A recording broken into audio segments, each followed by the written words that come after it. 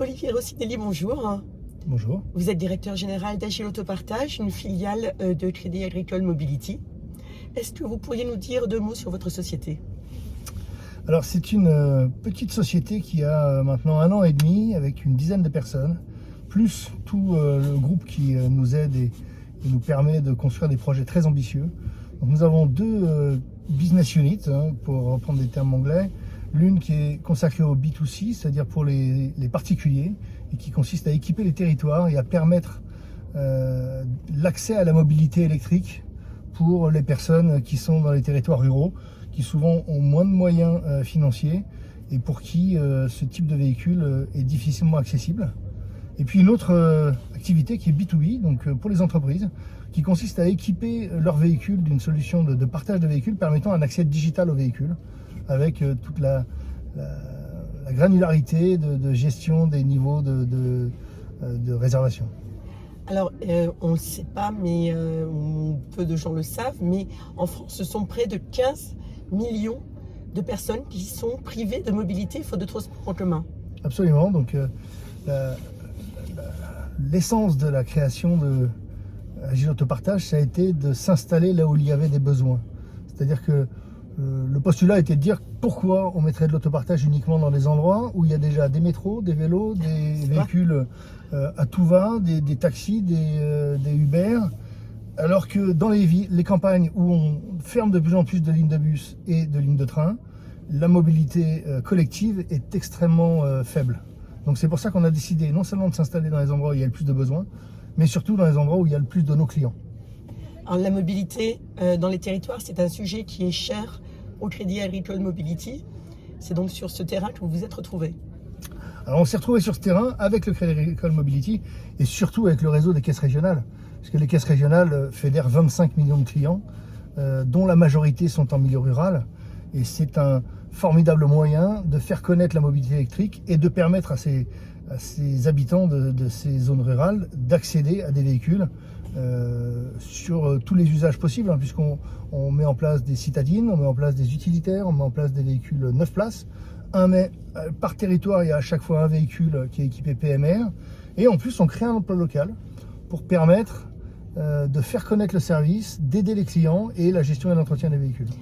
Il y a 1 an, pile, vous avez mis en place, justement, en collaboration avec une caisse régionale, celle de Provence Côte d'Azur, un pilote dans le pays de Fayence. Oui. Alors c'est 7 villages qui sont répartis sur une zone qui est quand même assez large et effectivement il y a 29 000 habitants. C'est un territoire qui est passé de 20 000 à 29 000 en moins de 20 ans, donc il y a une croissance démographique assez importante. Il y a de fait beaucoup d'embouteillages dans les rues et on a réussi à mettre en place ce pilote en expliquant aux élus qu'il fallait, pour pouvoir enlever des voitures, en rajouter. Et c'est ce qu'on a déjà constaté, c'est-à-dire que le principe d'Agile Autopartage, c'est de pouvoir... Ça, vous devriez expliquer ça à Anne Hidalgo. Mais oui. Le principe d'Agile Autopartage, c'est de permettre de remplacer en fait le deuxième véhicule, c'est-à-dire d'éviter qu'on se dise tiens, est-ce que je vais renouveler mon deuxième ou mon troisième véhicule? C'est celui d'Agile Autopartage qui peut faire office de deuxième véhicule. Alors comment ça fonctionne? C'est les mêmes systèmes que l'on installe dans les villes, c'est-à-dire un téléphone, un boîtier embarqué dans le véhicule et les deux vont communiquer. Le téléphone, d'abord on crée son profil avec carte d'identité, carte bleue, permis de conduire. Et puis ensuite, une fois que le profil est validé, on peut réserver un véhicule en ligne. Et quand on accède devant le véhicule, on fait un tour de véhicule avec des photos, avant, après, donc quand on prend et quand on restitue le véhicule. Et c'est le téléphone qui va permettre d'ouvrir le véhicule, donc d'ouvrir la location et de fermer cette location. Qu'est-ce que vous proposez comme type de véhicule? Alors justement, on a tout type de véhicules, c'est-à-dire qu'on a des citadines, des utilitaires et des 9 places. Donc vous couvrez tous les segments. Et notre choix, absolument, ça a été de s'orienter sur des véhicules 100% électriques et 100% français. L'opération a été un succès. Alors l'opération, vous avez eu quand même 600 abonnements. On est déjà à 600 abonnements, on est déjà au tiers du chiffre d'affaires qu'on souhaite obtenir mensuellement, c'est-à-dire en moins d'1 an. Et on a une trajectoire pour se dire qu'on va atteindre l'équilibre entre 3 et 4 ans. Donc on est sur cette trajectoire. Donc c'est pour ça que c'est... Et ce qui est le plus gratifiant, ça ne sont que des chiffres. Le plus gratifiant, ce sont les expériences des clients. Lorsqu'on a fait nos 1 an d'Agile Autopartage, On a les clients à qui on a offert des prix, le prix du client le plus ponctuel, le prix du client le plus utilisateur, du client le plus soigneux. On a des clients qui appellent notre chargé de clientèle Clarisse pour leur dire « Excuse-moi Clarisse, j'ai pas pu nettoyer le véhicule ». Donc il y a un respect vis-à-vis du service qui est énorme. Aujourd'hui, sur 500 locations réalisées, on a à peine 3 sinistres. Donc c'est les deux points noirs de l'autopartage, c'est ça, hein, l'incivisme et les sinistres. Donc l'incivisme, ça fait que les gens laissent des voitures dégueulasses et c'est un vrai problème parce qu'on ne rentre pas 2 ou voire 3 fois dans une voiture sale. Hein, donc ça ferme le service, enfin c'est très très nocif au service. Et là, les véhicules sont toujours impeccables. En plus, on fournit des véhicules premium neufs, donc qui permettent en fait une nouvelle expérience à chacun des utilisateurs, qui peut-être a un véhicule, mais se dit tiens finalement, ce véhicule-là qui m'est fourni, qui est neuf, qui a l'électricité incluse, puisque dans notre promesse commerciale, on fournit l'électricité et ça peut être jusqu'à 400 km d'autonomie. Donc la personne se dit bah, tiens, c'est moins cher de prendre le véhicule d'AG Autopartage que le mien sur cette course-là. Et en plus, on a un partenariat avec Indigo qui fait que les parkings sont gratuits pour nos clients. Donc nos clients qui vont à Nice, génial. Donc le parking gratuit, oui, c'est énorme. C'est-à-dire que quand on va à Nice et qu'on a une journée à Nice, c'est 60 € de parking. Là, c'est gratuit, avec une lecture de plaque. Donc sans même une opération administrative pour le client. C'est-à-dire qu'il arrive, il se présente à la barrière, et la barrière s'ouvre quand il sort. Quand elle s'ouvre quand il rentre, oui, mais quand il sort surtout. Donc oui, on a monté quelque chose de très original, qui apporte beaucoup de valeur au pays de Fayence, et nos clients en témoignent. La fleuriste qui nous dit bah, moi j'ai un utilitaire et j'ai décidé de ne pas acheter le deuxième parce que celui d'autopartage, d'AG Autopartage nous convient parfaitement, et en plus plusieurs de mes collaborateurs peuvent le prendre de façon indistincte sans qu'on ait à gérer la clé. Donc et c'est une de celles qui loue tous les jours. On a une personne qui loue notre véhicule PMR qui dit ma belle-sœur n'était jamais sortie de chez elle de chez nous depuis 2 ans. Le PMR lui a permis d'aller au restaurant, à l'hôpital. Donc quand on a eu tous ces témoignages-là, on s'est dit, et toute l'équipe est alignée là-dessus, on a une chance extraordinaire de faire ce boulot. Alors Olivier, ce qui est génial dans votre service d'autopartage, c'est que en fait, chacun de vos clients est un peu un essayeur automobile puisque les véhicules sont neufs. Alors, effectivement, notre client découvre 4 choses. Souvent qu'il n'a pas encore découvert. C'est-à-dire d'abord un véhicule neuf, un véhicule premium, un véhicule électrique, un véhicule automatique et un véhicule partagé. Donc tout cet ensemble de choses font qu'il y a une expérience utilisateur qui est extrêmement différente et qui peut très bien se dire en fait à prix équivalent, eh ben, je vais prendre le véhicule d'AG Autopartage, et puis finalement on s'aperçoit que s'il va également à Nice par exemple pour aller faire des courses ou aller passer une journée, eh ben, il va avoir en plus le parking gratuit à Nice. Donc l'expérience est vraiment probante de ce point de vue-là. Je me dis, je vais descendre, au lieu de descendre en voiture, je vais descendre en TGV dans le sud et je vais prendre une de vos voitures. Vous serez bien accueillis sympa par Clarisse, dont le job est effectivement d'accompagner nos clients sur tout le parcours client. Est-ce qu'on peut parler de prix? Ça fonctionne comment? C'est un abonnement? Alors c'est vraiment à l'usage, c'est-à-dire qu'on n'a pas d'abonnement frontal à payer. On paye sur une base, alors le tarif horaire de base c'est 12 € de l'heure, donc on peut louer le véhicule à l'heure ou à la demi-heure. Et puis on va payer sinon après de façon dégressive, 35 € pour 4 heures, 49 € pour 8 heures. On crée des codes promo, les clients du Crédit Agricole ont des remises particulières. Et ce qu'on constate aujourd'hui, c'est qu'on est en moyenne à 33 € pour 8 heures. Donc ce qui nous fait un 4 € de l'heure. Voilà le prix. Vous êtes mieux placé en fait que des services de location. Ben bien sûr, oui. Ce qui vient tout de suite à l'esprit quand on dit 12 € de l'heure, c'est que c'est super cher. Mais en fait non, parce que d'abord personne ne loue à l'heure.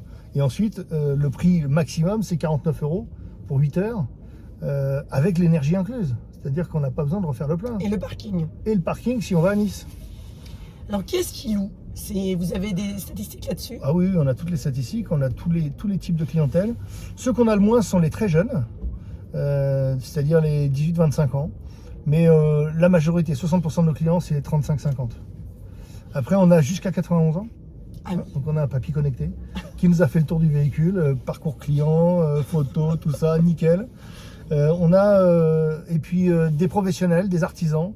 On a des gens qui ont des problèmes avec des personnes handicapées chez elles. Et puis alors les associations sportives et culturelles.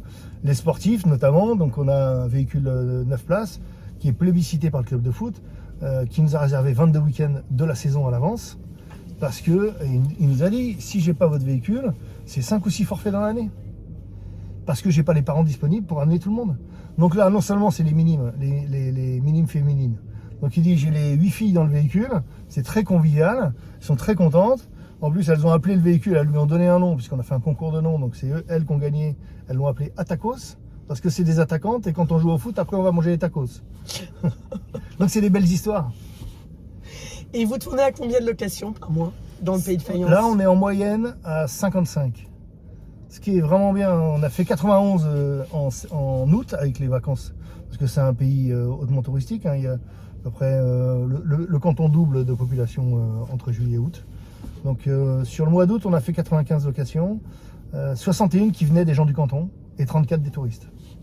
Alors, fort du succès de ce pilote, est-ce que vous avez l'intention de déployer Agile Autopartage dans l'ouest de la France? Oui, j'ai une feuille de route avec Stéphane Priami pour en faire 10 jusqu'à fin 2026, parce que chaque projet est très chronophage. Alors, pour l'instant, on est encore sur la partie artisanale, on va commencer à industrialiser les process, mais je pense que se dire qu'on en fait 4 par an, c'est déjà sportif. Voilà, donc là, on a déjà les 3 prochains qui sont identifiés pour début 2025. Vous pouvez avoir des... Non, je ne peux pas donner de nom parce qu'on est sur des procédures publiques, donc vous imaginez bien que ce serait... D'accord. Mais on est sur des discussions avancées, les appels d'offres vont être lancés, après il faut qu'on les gagne parce qu'on va être mis en concurrence évidemment. Mais on sait que notre promesse commerciale est... Enfin, il n'y a personne aujourd'hui qui propose ce qu'on fait. Et c'est toujours en zone rurale? Toujours en zone rurale, toujours avec des véhicules 100% électriques, toujours avec un emploi local créé. Alors Olivier, comment vous réussissez à financer en fait ces projets d'autopartage dans les territoires ruraux pour les particuliers? Alors c'est une très bonne question. Il y a effectivement l'engagement sociétal du Crédit Agricole qui nous a mis à disposition des capitaux permettant de porter des premières opérations. Mais la route est longue, c'est-à-dire qu'une opération d'autopartage en milieu rural, ça va atteindre son équilibre entre 3 et 4 ans. Donc pendant 3 et 4 ans, il faut qu'on ait effectivement les reins suffisamment solides pour tenir. On a le groupe Crédit Agricole qui est là. Mais ce qu'on a aussi lancé pour soutenir cette activité, c'est la mise en place de solutions B2B au niveau des entreprises qui, elles, sont rentables tout de suite, c'est-à-dire qu'elles ne sont pas en risque opérationnel. Dès qu'on met en œuvre la solution, elles permettent de dégager du cash flow positif. Et donc les solutions B2B qu'on va pouvoir déployer auprès de nos clients, et on a quand même des ambitions assez importantes puisqu'on souhaite être le leader de l'autopartage B2B d'ici fin 2026 avec plus de 10 000 véhicules équipés, et notamment avec l'alliance que l'on a conclue avec notre partenaire OpenFleet, partenaire technologique. Donc c'est la belle histoire en fait, c'est de se dire que le B2B va pouvoir financer et consolider le B2C. Et le B2B, quel est le modèle que vous proposez? Quelle est votre différenciation par rapport aux autres, Alors aux autres loueurs? On a une grosse différenciation, c'est d'abord notre partenaire technologique qui est la meilleure technologie qu'on peut trouver aujourd'hui sur le marché, la société OpenFleet qui depuis 10 ans développe cette solution. Il y a eu plus de 6 millions d'euros d'investis chez OpenFleet pour construire ce logiciel, et c'est vraiment le logiciel le plus fin que l'on peut trouver aujourd'hui sur le marché. La deuxième, c'est d'avoir tout le réseau des caisses régionales du Crédit Agricole qui nous permettent non seulement d'équiper leur propre parc, on a 6000 véhicules au sein du Crédit Agricole, plus leurs clients, puisqu'ils trouvent que la solution est effectivement extrêmement pertinente pour permettre de générer des revenus.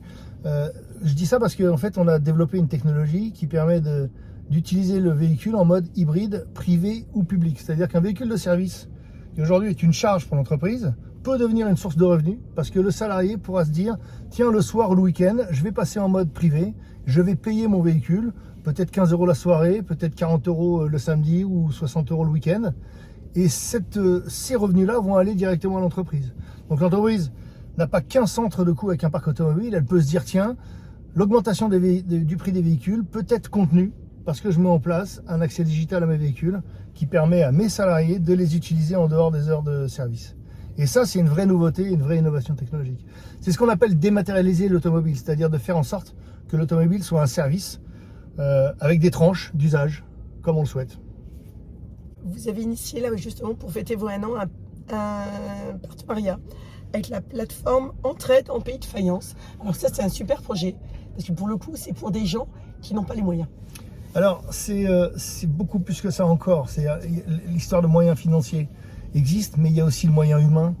C'est-à-dire qu'il y a des gens à Ils sont isolés. passer 85 ans, il vaut mieux plus qu'ils conduisent. Même s'ils ont encore le permis, même s'ils ont encore une voiture, c'est bien pour tout le monde s'ils ne conduisent pas.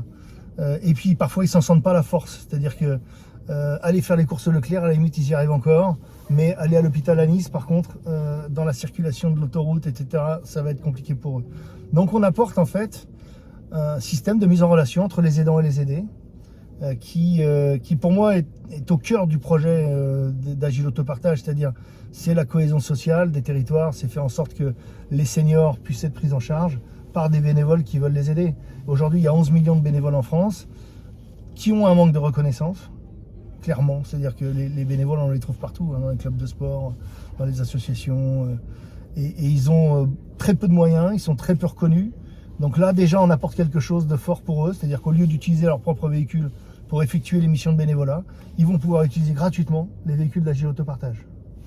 Super. Ça, c'est effectivement un des côtés les plus riches du projet.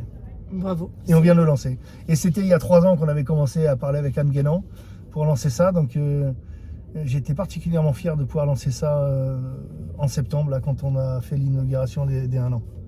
C'est un très beau projet, félicitations. Merci. Puis moi, je vous souhaite de développer ce Agile Autopartage partout en France. Eh ben, on y en a travaille. besoin.